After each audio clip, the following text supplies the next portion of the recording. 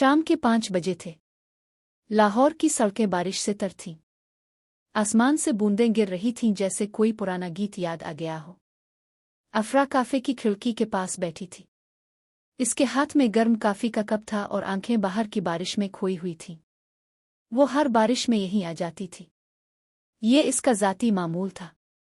किताबें, काफी और बारिश, तीनों मिलकर इसे दुनिया से अलग कर देते थे।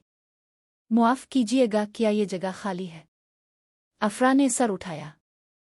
सामने एक लंबा सिया बालों वाला लड़का खड़ा था। इसकी आंखें नर्म थीं और होंठों पर एक शर्मीली सी मुस्कुराहट। बारिश की वजह से इसका कोट गीला था। जी हाँ, बैठिए। इसका नाम अहमद था। वो एक मेमार था। लाहौर के पुराने हवेलियों को बहाल करने का शौक रखता था। अफरा ने पूछा तो वो बोला, मुझे लगता है कि पुरानी इमारतों में भी रूह होती है, बस हमें सुनना आता होना चाहिए। दोनों बातों में खो गए। वक्त गुजरता गया, बाहर बारिश थमती गई, मगर उनकी बातों का सिलसिला नहीं थमा। अफरा ने बताया कि वो बच्चों के लिए कहानियां लिखती है। अहमद हंसा और बोला, तो फिर आज मुझे एक कहानी सुना दें। अफरा ने शर्माते हुए कहा, अभी अभी। इसने एक छोटी सी कहानी सुनाई, एक लड़के की जो बारिश में खो जाने वाले रास्ते ढूंढता था। अहमद सुनते हुए इसके चेहरे को देख रहा था। जब कहानी खत्म हुई तो इसने आहिस्ता से कहा, आपकी आवाज में कहानियां जिंदा हो जाती है। वो रात गए तक वहां बैठे रहे। जब काफे बंद होने वाला था तो अहमद ने पूछा, कल फिर मिलेंगे? अफरा ने मुस्कुराते हुए सर हिलाया। इसके बाद उनकी मुलाकातें मामूल बन गईं। कभी बाग में, कभी किताबों की दुकान पर, कभी सड़क किनारे चलते हुए। अहमद अफरा को पुरानी लाहौर की उन गलियों में ले जाता जहां वक्त रुक सा गया था। अफरा इसे अपनी लिखी हुई कहानियां सुनाती। दोनों के दरमियान एक खामोश सी तफहीम बढ़ रही थी। एक शाम दोनों मीनार पाकिस्तान के करीब बैठे थे। हुआ में खुंक पिन था। अहमद ने अफरा का हाथ अपने हाथ में लिया। अफरा, मैं तुमसे मोहब्बत करता हूं। अफरा की आंखें नम हो गईं। वो कुछ बोल ना सकी, बस सर अहमद के कंधे पर रख दिया। मगर जैसा कि हर अच्छी कहानी में होता है, एक तूफान भी आता है। अफरा की मां को कैंसर हो गया। अचानक सब कुछ बदल गया। अफरा अस्पताल, घर और मां के दरमियान फंस गई। वो अहमद से मिलने का वक्त ना निकाल पाती। फोन पर भी बात मुख्तसर होती। अहमद समझता था, मगर दिल बेचैन रहता। एक रात अफरा बहुत रोई। मां की हालत बिगड़ रही थी। वो बालकोनी में खड़ी थी जब इसका फोन बजा। अहमद था। अफरा, बाहर देखो। अफरा ने नीचे देखा।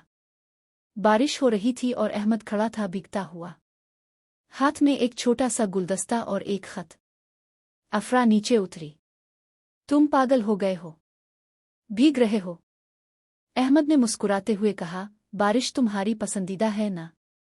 तो मैं भी इसका हिस्सा बनना चाहता हूं। इसने खत अफरा को दिया। खत में लिखा था, मैं तुम्हारे साथ हर तूफान में खड़ा रहूंगा।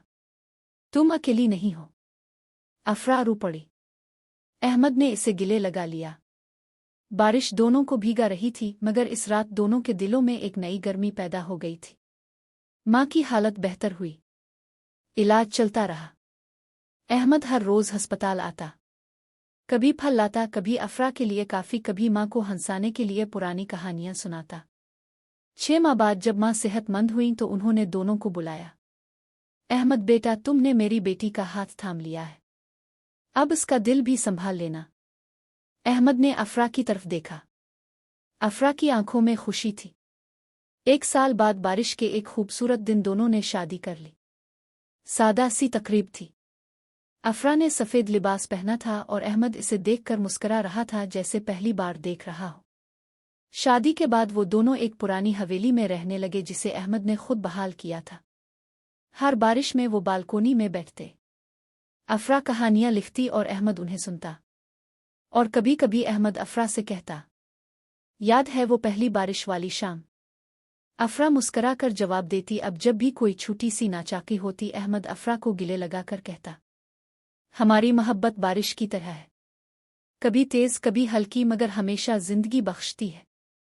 अफरा मुस्करा कर जवाब देती, और तुम मेरी सबसे खूबसूरत कहानी हो। शादी के 3 साल बाद जिंदगी रवां दवां थी। हवेली अब मुकम्मल तौर पर घर बन चुकी थी।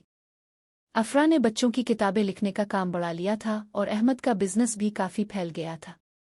मगर जैसे जैसे कामयाबी आई दोनों के दरमियान फासला भी बढ़ने लगा। एक दिन शाम को अफरा ने अहमद को सरप्राइज देने का सोचा। वो इसकी पसंदीदा जगह नेशनल हाईवे वाले रेस्टोरेंट में टेबल बुक करवा चुकी थी। वो तैयार होकर बैठी थी जब अहमद का फोन आया। अफरा, आज बहुत अहम मीटिंग है, देर हो जाएगी, तुम खाना खा लेना। अफरा ने मायूसी से कहा, मगर मैंने तुम्हारे लिए प्लान किया था। आज हमारी शादी की 3री सालगिरह है। अहमद ने हड़बड़ाती हुए कहा, सॉरी, मुझे भूल गया, कल मिना लेंगे ना, आज वाकई निकल नहीं सकता। अफरा ने फोन काट दिया। दिल भारी हो गया। वो अकेली ही रेस्टोरेंट गई मगर वापस लौटी तो आंखें नम थीं। रात को जब अहमद घर आया तो अफरा बेडरूम में बैठी थी। इसने अहमद को देखा मगर कुछ ना बोला। अहमद ने मुस्कुराते हुए पूछा, क्या हुआ?